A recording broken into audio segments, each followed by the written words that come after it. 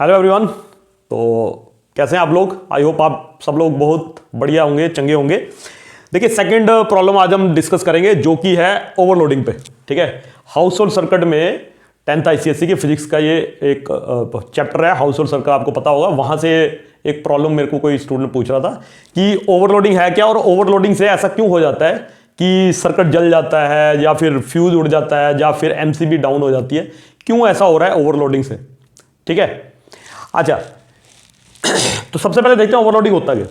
Overloading क्या होता है? मान लीजिए एक आपकी सॉकेट है यहां पे, ठीक है, और इसी सॉकेट के साथ आपने क्या किया, यहां पे एक एक्सटेंशन बोर्ड लगाया। उस एक्सटेंशन बोर्ड में मल्टीपल सॉकेट थी, एक ये थी, एक ये थी, एक थोड़ी बड़ी वाली थी मान लीजिए, है ना, बड़ी वाली मतलब हाई टेंशन जिसको कहते हैं, फिर एक और छोटी सी थी। और मैंने क्या किया, इसके साथ इन तीनों चारों में एक एक इंस्ट्रूमेंट जोड़ दिया, इसमें भी, इसमें भी, इसमें भी एक एक इंस्ट्रूमेंट जोड़ दिया। और यहां से जो वोल्टेज मेरे को मिल रही है, मान लीजिए कि जो हमारी इनपुट है वो है 100 वोल्ट। ठीक है, मैं 100 वोल्ट जानबूझ के लिए, हमारे घरों में आपको पता है 220 वोल्ट AC आती है, 100 इसलिए लिया ताकि इसको थोड़ा कैलकुलेशन ईजी हो पाए। मैं पूरा कैलकुलेशन आपको समझाऊंगा। सबसे पहले ये तो बच्चों को पता है कि ओवरलोडिंग का मतलब क्या है। ज्यादातर बच्चों को पता होता है कि अगर हम एक ही सॉकेट के साथ मल्टीपल डिवाइसेस लगा दे तो उसको ओवरलोडिंग कहते हैं। लेकिन ओवरलोडिंग से हो क्या रहा है? वोल्टेज बढ़ रही है, करंट बढ़ रहा है। और करंट कैसे बढ़ रहा है? तो सबसे पहले ये कि बच्चे कहते हैं कि नहीं सर ये तो सीरीज में हो गया सर्किट। नहीं, सीरीज में नहीं है। जो आप एक्सटेंशन बोर्ड बाहर से लेके आते हो उसके अंदर ये सारे पैरेलल में ही लगा रखे हैं, ये सारे पैरेलल में लगा रखे। तो पहला ये तो एक कंसेप्ट आप क्लियर कर लो कि ये आगे अगर आप लगाओगे मल्टीपल डिवाइसेस तो वो सीरीज में लगेंगे, नहीं, वो लगेंगे पैरेलल में ही। ठीक है, और ये जो सॉकेट है, पूरे घर में बहुत सारी सॉकेट है, उसमें से एक सॉकेट की बात कर रहे हैं हम, ये बात याद रखना।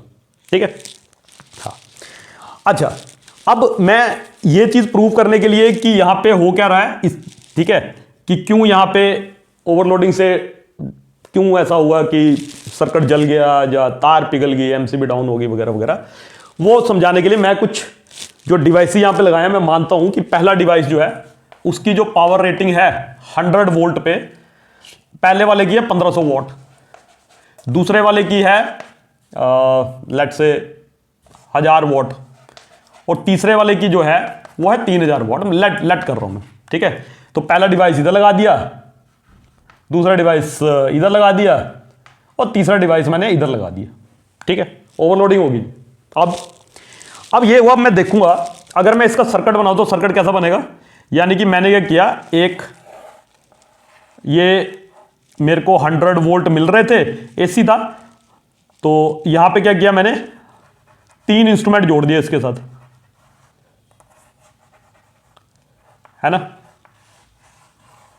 3 इंस्ट्रूमेंट जोड़ दिए।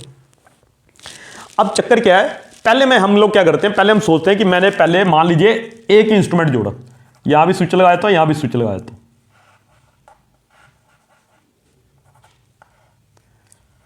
पहला इंस्ट्रूमेंट मैंने जोड़ दिया इसके साथ, पहला ये वाला जोड़ दिया। अब क्या होगा, करंट यहां तो जाएगा नहीं, यहां से जाएगा करंट, है ना। तो पहले वाले के लिए अगर मेरे को करंट निकालना होगा तो कितना करंट आएगा? ठीक है, तो हमें पता है कि जो पावर होती है वो क्या होती है, वोल्टेज इंटू करंट। तो I1 किसके बराबर आ जाएगा, P1/V, और ये P1 कितना है, 1500 है, और ये 100 से डिवाइड कर दो तो कितना आएगा, ये 15 एम्पियर आ जाएगा। तो 15 एम्पियर करंट आ गया पहले वाले में।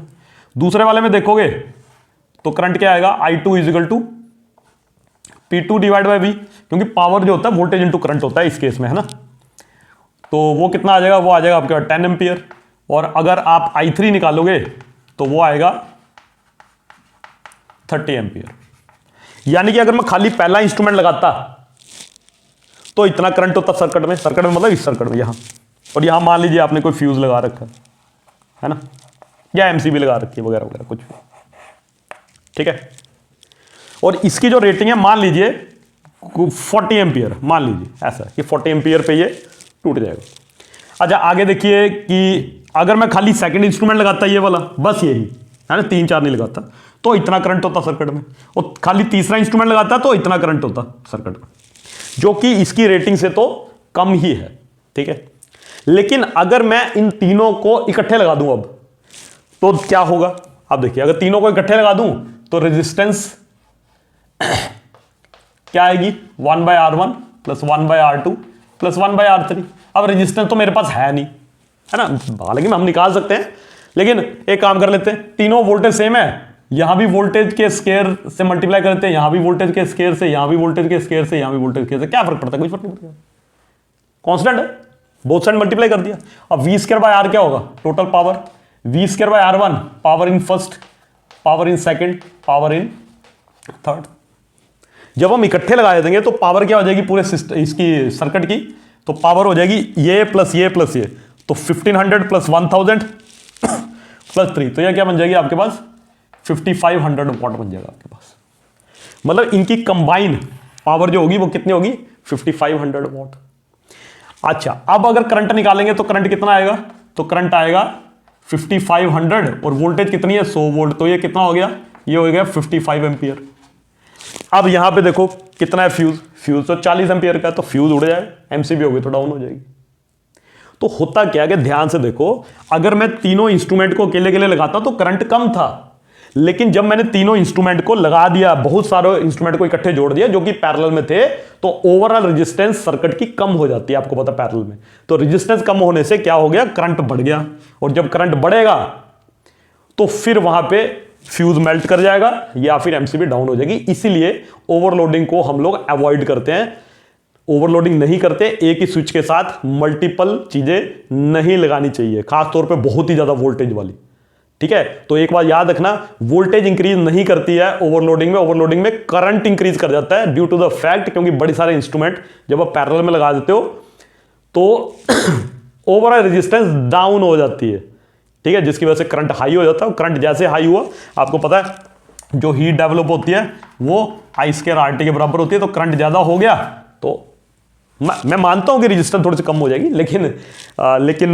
करंट बहुत ही ज्यादा इंक्रीज हो जाता है, जिसकी वजह से हीट डेवलप होगी और एमसीबी डाउन हो जाएगी, जब फ्यूज जो है वो खराब हो जाएगा, टूट जाएगा, ठीक है। तो आई होप आप लोगों को ये प्रॉब्लम समझ आई होगी, कुछ भी दिक्कत होगी तो कमेंट सेक्शन में जरूर बताना। बाय।